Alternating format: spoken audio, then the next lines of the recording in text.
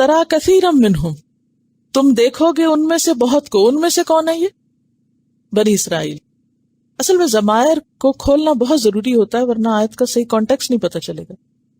تم ان میں سے بہت سو کو دیکھو گے یتولون، جو دوستی کرتے ہیں، مدد کرتے ہیں، یا تعاون کا معنی ہے جو تعاون کرتے ہیں، الذین کفروا، ان لوگوں سے جنہوں نے کفر کیا.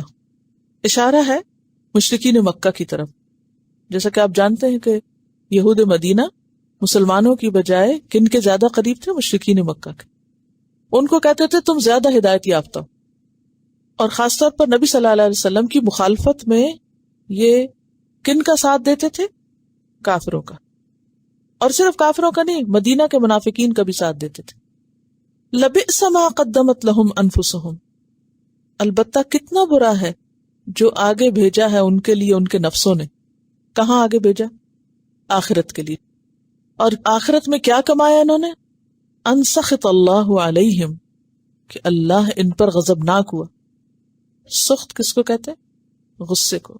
غضب، غیظ، غصہ. وفی العذاب ہم خالدون، اور عذاب میں وہ ہمیشہ رہیں گے لمبے عرصے تک. اور یہاں بھی ہم ضمیر کون سی ہے؟ منفصل. تو ضمیر منفصل کس لیے ہوتی ہے؟ اس کا ایک مقصد تاکید ہوتا ہے، یعنی وفی العذاب ہم خالدون، اور عذاب میں وہی ہمیشہ رہنے والے ہیں. تو اس آیت سے کیا سبق ملتا ہے؟ کہ اگر کوئی شخص اہل ایمان کو چھوڑ کر کافروں کا ساتھ دے، ان کی مدد کرے، اور خالی مدد نہیں، اسلام کے خلاف مدد دے، یہ یاد رکھیے.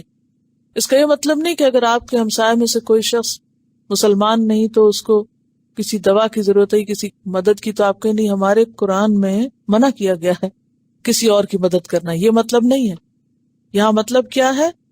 یعنی وہ رسول اللہ صلی اللہ علیہ وسلم کے خلاف جا کر ان کی مدد کرتے ہیں.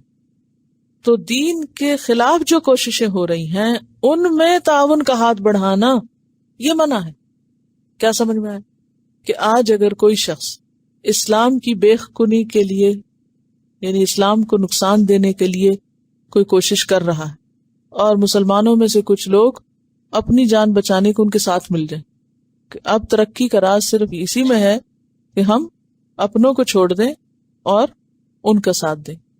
تو عام معنوں میں آپ کسی سے بھی تعاون کر سکتے ہیں، کیونکہ قرآن کا یہ حکم عام ہے، تعاونوا علی البر والتقوی، نیکی اور تقوی کے کاموں میں ایک دوسرے سے تعاون کرو. جو بھی خیر اور بھلائی کا کام کر رہا ہے اس کی مدد کرو. اور اس کی بہت بڑی مثال کیا ہے؟ نبی صلی اللہ علیہ وسلم کا معاہدہ حلف الفضول میں شرکت کرنا، اور آپ نے دور اسلام میں بھی اس کو کنفرم کیا تھا کہ اگر آج بھی مجھے، یعنی یہ صرف دور جاہلیت کا واقعہ نہیں، آج بھی اگر مجھے کوئی اس قسم کے کام کی طرف بلائے تو میں حاضر ہوں گا، میں اس میں شریک ہوں گا.